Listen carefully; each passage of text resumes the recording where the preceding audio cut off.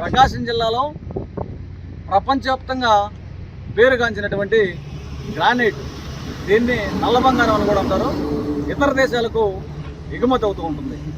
ప్రపంచవ్యాప్తంగా మంచి గిరాకీ ఉన్నటువంటి నల్ల బంగారం గ్రానైట్ అంటారు. ఇది ప్రకాశం జిల్లా చేమకుర్తి మండలం రామతీర్థం. ఇక్కడ ఇది రిజోర్డు నియోజకవర్గం అయినటువంటి సంతనూతలపాటు నియోజకవర్గంలోనే ఒక మండలం, ఈ చేమకుర్తి మండలంలోనే రామతీర్థం. అయితే ఇక్కడ హంస గ్రానైట్ క్వారీ, ఈ గ్రానైట్ క్వారీలు చాలా ఉంటాయి. ఈ హంస గ్రానైట్ క్వారీలో 2009లో ఈ దేశంలో ఒక సంచలనంగా వైరల్ అవ్వటం జరిగింది. 2009లో ఈ గ్రానైట్ క్వారీలో పైన ఉన్నటువంటి అండలు ఇరిగిపడి 14 మంది కార్మికులు సజీవ దహనం అవడం జరిగింది.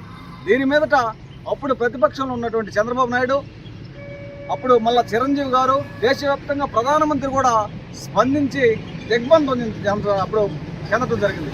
అప్పుడు ఉమ్మడి ఆంధ్రప్రదేశ్ రాష్ట్రానికి ముఖ్యమంత్రిగా మన రాజశేఖర రెడ్డి ఉన్నాడు.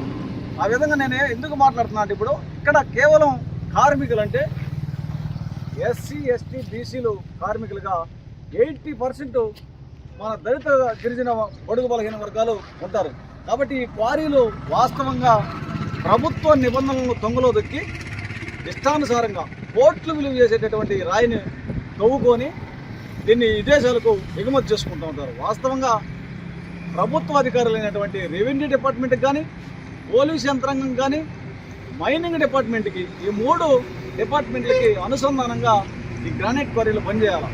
కానీ ఈ 3 డిపార్ట్మెంట్లు నెలసరి మామూలు తీసుకుంటూ ఈ యొక్క యజమానుల దగ్గర, యజమానులు ఇష్టానుసారంగా మరి కార్మికులు చనిపోతారే, లేకపోతే ప్రాణ నష్టం జరిగిద్దే, అది జరిగిద్దే, ఇది జరిగిద్దని లేకుండా వీళ్ళకి నెలమావులు ఉంటాయి. కాబట్టి ఈ నెలమావులు ఈ డిపార్ట్మెంట్లకు ఇచ్చుకుంటూ ఇష్టానుసారంగా తవ్వుకుంటూ ప్రాణాలు, ఇక్కడ పనిచేసేటటువంటి కార్మికులు తమ యొక్క ప్రాణాలను గుండెల్లో, గొప్పిట్లో పెట్టుకొని మరి భయాందోళనకరంగా లబోదిబోమంటూ చేస్తూ ఉంటారు. 100 అడుగుల లోతుల్లో వాస్తవంగా నిబంధనల ప్రకారం 7 మీటర్లకు ఒకసారి బెంచ్ గోడ, అంటే 7 మీటర్లకు ఒకసారి బెంచ్లాగా అట్టు పెట్టుకుంటాం వాళ్ళకి, లేయర్లుగా.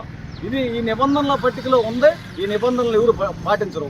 నిబంధనలు ఎందుకు పాటించరని చెప్పి మాట్లాడితే మరి యజమానులకి, అధికారులకు ఉన్నటువంటి లావాదేవీల వల్ల ఈ విధంగా జరుగుతుంది. కాబట్టి కార్మికుల యొక్క ప్రాణాలు రక్షణ కరువైంది. ఈ కార్మికులుగా పనిచేసేటటువంటి వారందరూ ఎస్సీ, ఎస్టీ, బీసీలే అయినా ఈ ప్రభుత్వ యంత్రాంగం నిర్లక్ష్య వైఖరిని తీవ్రంగా ఖండిస్తున్నాను. ఇదే విధంగా ఈరోజు కృష్ణసాయి గ్రానైట్ క్వారీలో కూడా జరిగింది.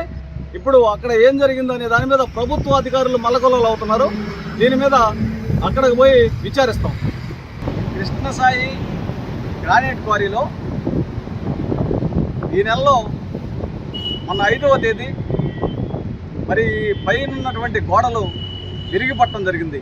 ఈ విరిగిపడినటువంటి దాని మీదట ఇక్కడ భయంకరమైనటువంటి ప్రమాదం జరిగింది, ప్రాణ నష్టం జరిగిందనే నెపంతో ఇక్కడ ప్రకాశం జిల్లా గౌరవనీయులు ఎస్పీ గారు వెంటనే హఠాత్తుగా ఈ కృష్ణసాయి గ్రానైట్ దగ్గరికి వచ్చి ఇక్కడ పరిశీలించి మరి ఏం జరగలేదు, అయితే ఎందుకు ఈ గోడలు ఇరిగిపడ్డాయి అనే దాని మీద నిబంధనలకు విరుద్ధంగా ఈ గ్రానైట్ యజమానులు తవ్వటం వల్ల ఈ గోడలు ఇరిగిపడ్డాయి, ఈ గోడల కింద కార్మికులు ఉన్నారా లేరా అన్నది పరిశీలించాల్సిన విషయం ఉందని చెప్పి వెళ్ళిపోవడం జరిగింది. అయితే ఈ గోడలు ఇరిగిపడితే 5వ తేదీ ఇరిగిపడితే 4వ తేదీ ఇక్కడకు మైనింగ్ సేఫ్టీ డీడీ మరి విఘ్నేశ్వరరావు గారు వచ్చి వారి సిబ్బందితో పరిశీలించడం జరిగింది.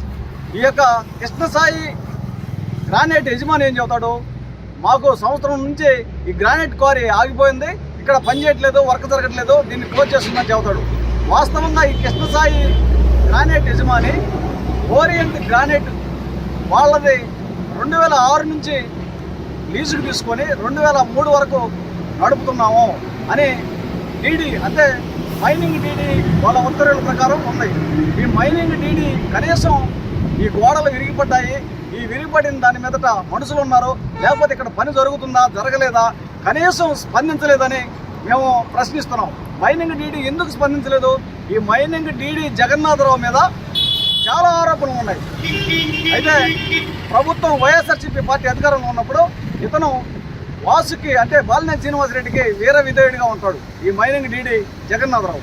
ఇక్కడ ఈ కృష్ణసాయి గ్రానైట్ క్వారీలో 5వ తేదీ ఇరిగిపడినటువంటి నెలల కింద కార్మికులు ఉన్నారా లేరా, అసలు ఇది మూసేస్తుందా మూసేయలేదా, ఎందు నిమిత్తంలో ఇది ఈ విధంగా ఉన్నది, వీళ్ళు ఓరియంట్ వాళ్ళ దగ్గర లీజుకు తీసుకున్నారా లేదా, ప్రస్తుతం ఖాళీగా ఉందని మీరు ఎందుకు చెప్తున్నారు, ఈ విషయాలన్నీ ప్రజలకు తెలియజేయాలా లేదా, ప్రజలకు డీడీ గారు ఎందుకు తెలియజేయలేదు. కాబట్టి ఏది ఏమైనా నిన్న ఇక్కడ ఉన్నటువంటి బీఆర్ఓని విచారించి సంబంధిత పోలీసులు, చేమకుర్తి పోలీసులు కేసులు కట్టడం జరిగింది. తూతూ మంత్రంగా వీరిపైన కేసులు కట్టడం జరిగింది. వీరు నిబంధనలకు విరుద్ధంగా చేస్తున్నటువంటి చర్యలు తీసుకోలేదు వీళ్ళ మీద. కాబట్టి డీడీ గారు వెంటనే స్పందించి ప్రజలకు తెలియజేయాల, ఈ క్వారీ మూసేసి ఉంది, అవి వాటిగా విరిగిపడ్డాయి, లేదా క్వారీ లోపల ఈ యాజమాన్యము ప్రభుత్వ అధికారులను లోపరుచుకొని నైటు పేర్లు మార్చుకొని ఇంకొక పేరు మీద గ్రానైట్ క్వారీని తవ్వుతూనే ఉంటారు. కాబట్టి ఇలా తవ్వుతూ ఉండటం వల్ల ఈ ప్రభుత్వ నిబంధనల్లో ఉల్లంఘించి ఇష్టానుసారంగా తవ్వుకొని కోట్లు కట్టిస్తున్నారు. వీళ్ళు తహసీల్దార్ ఆఫీస్కి కానీ, ఆర్డీఓ ఆఫీస్కి కానీ, కలెక్టర్ గారికి కానీ, ఆ తర్వాత పోలీస్ డిపార్ట్మెంట్కి కానీ, డీడీకి కానీ, మైన్స్ డీడీకి కానీ వీరు నెలసరి మామూలు ఇచ్చుకుంటూ దొంగతనంగా ఇష్టానుసారంగా వేల కోట్లు 100 కోట్లు దోచుకుంటూ ఈ విధంగా ఈ చేమకుర్తిలో ఉన్నటువంటి గ్రానైట్ క్వారీ యజమానులు వీళ్ళు లేస్తే యూనియన్గా తయారయ్యి ఏ ముఖ్యమంత్రి ఉన్నా కూడా, ఏ ప్రభుత్వం అధికారంలో ఉన్నా కూడా ఆ ప్రభుత్వంలో ఉన్నటువంటి ముఖ్యమంత్రి దగ్గరికి వెళ్ళి మూటలు ఇచ్చుకొని ఇష్టానుసారంగా నిబంధనలు ఉల్లంఘించి ఈ గ్రానైట్ క్వారీ యజమానులు ప్రవర్తిస్తున్నారు. ఇక్కడ పనిచేసేటటువంటి కార్మికులు ప్రాణాలు గుప్పిట్లో పెట్టుకొని లబోదిబోమంటూ ఈ లోపల పనిచేస్తున్నారు. 100 అడుగులు లోతుల్లో నుంచి గ్రానైట్ ఈ నల్లబంగారాన్ని తీస్తారు. ఇది మీరు వీడియోలో అన్ని చూడొచ్చు. కాబట్టి ఏదేమైనా మైనింగ్ అధికారులపై చర్యలు తీసుకోవాలని డిమాండ్ చేస్తున్నాం.